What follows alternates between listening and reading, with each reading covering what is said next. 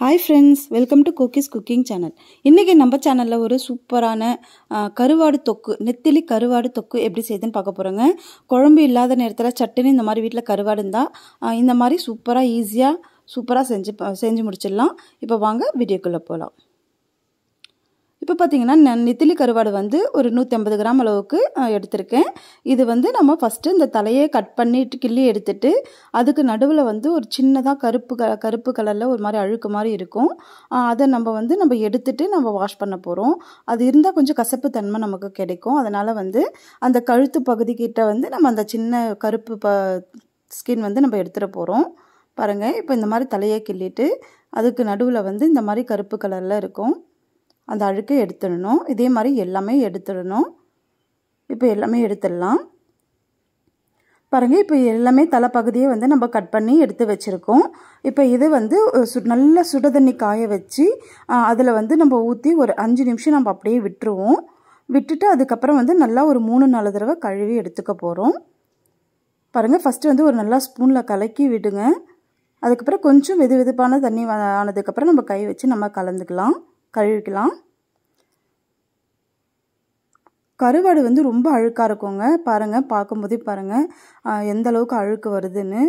இது வந்து ஒரு 3-4 தடவை நல்லா சுடு தண்ணியில் வாஷ் பண்ணிவிட்டு அதுக்கப்புறமா நார்மல் வாட்டரில் அலசிட்டு நம்ம எடுத்துக்க போகிறோம். இந்த மாதிரி நம்ம சுடு தண்ணியில் வாஷ் பண்ணுறதுனால இன்னொரு பெனிஃபிட் என்னென்னா நமக்கு உப்பும் அவ்வளோவா இருக்காது. பாருங்கள், இப்போ எல்லாமே வாஷ் பண்ணி எடுத்துகிட்டு வந்தாச்சு. இப்போ வந்து நம்ம ஸ்டவ்வில் ஒரு கடாய் வச்சுக்கலாம். அதில் வந்து ஒரு 3-4 ஸ்பூன் அளவுக்கு எண்ணெய் சேர்த்துக்க போகிறேன். அது கூடவே கடுகு சேர்த்துக்கலாம். கடுகு பொரிஞ்சதுமே கொஞ்சமாக பூண்டு வந்து தட்டி வச்சுருக்கேன். லைட்டாக நீங்கள் இடிச்சிட்டு நீங்கள் அது கூடவே சேர்த்துக்கோங்க. இது கூடவே கருவேப்பிலை கொஞ்சம் சேர்த்துக்கலாம். பாருங்கள், பூண்டு நல்லா பொன்னிறமாக வந்திருக்கு. இந்த சமயத்தில் வந்து ஒரு வெங்காயம் கட் பண்ணி வச்சுருக்கேன். அதுவும் சேர்த்துட்டு நல்லா வதக்கி விட்டுக்கலாம்.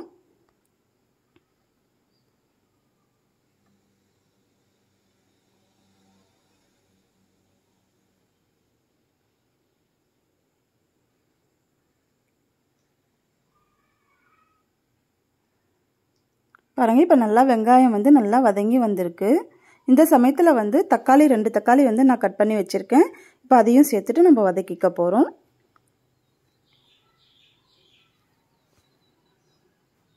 இது நல்லா வதங்கட்டும்.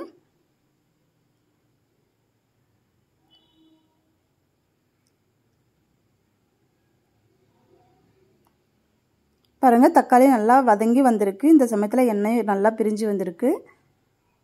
நல்லா கலந்து விட்டுட்டு இது கூடவே நம்ம அலசி வச்சிருக்கிற கருவாடு, நெத்திலி கருவாடு வந்து இதுக்குள்ளே சேர்த்துக்கலாம்.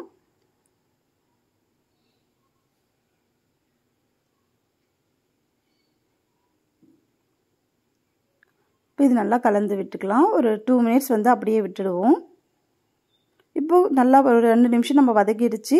இந்த சமயத்தில் வந்து ஒரு 1/4 டீஸ்பூன் மஞ்சத்தூள், 1 டீஸ்பூன் வந்து மிளகாத்தூள் சேர்த்துக்கிறேன். நான் வந்து குழம்பு மிளகாத்தூள் தான் சேர்த்துருக்கேன். அது கூடவே ஒரு ஸ்பூன் அளவுக்கு தனியாத்தூள் சேர்த்துக்கலாம். உப்பு வந்து நம்ம பார்த்துட்டு சேர்த்துக்கோங்க. உங்களுக்கு தேவைப்பட்டால் சேர்த்துக்கோங்க. நம்ம சுடுதண்ணியில் வாஷ் பண்ணதுனால நமக்கு உப்பு வந்து அவ்வளோவா இருக்காது. தாராளமாக ஒரு 1/2 டீஸ்பூன் அளவுக்கு சேர்த்துக்கோங்க. இப்போ இது நல்லா கலந்து விட்டுக்கலாம். இப்போ இது கொஞ்ச நேரம் வதங்கட்டும்.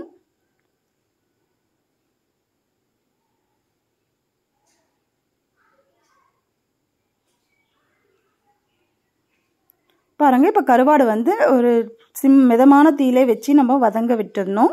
இப்போ இந்த சமயத்தில் வந்து தேவையான அளவுக்கு கொஞ்சமாக தண்ணி சேர்த்துட்டு அது கூடவே ஒரு 5 மினிட்ஸ் நம்ம வேக வைக்க போகிறோம் மிதமான தீயில். கருவாடு வந்து நம்மளுக்கு சட்டுன்னு வெந்துடும், நிறைய நேரம் ஆகாது. இப்போ இது வேகட்டும்.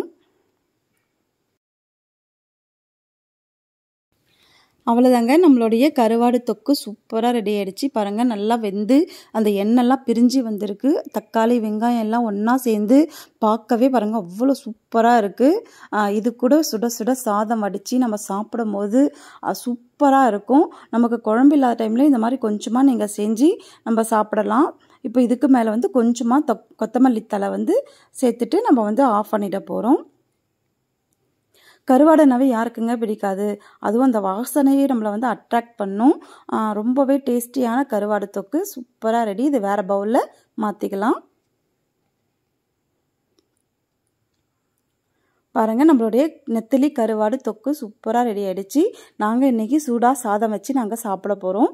நீங்களும் இந்த ரெசிபியை கண்டிப்பாக ட்ரை பண்ணி பாருங்கள். ட்ரை பண்ணி பார்த்துட்டு எனக்கு கமெண்ட் ஷேர் பண்ணுங்கள், லைக் பண்ணுங்கள், மறக்காமல் சப்ஸ்கிரைப் பண்ணிக்கோங்க.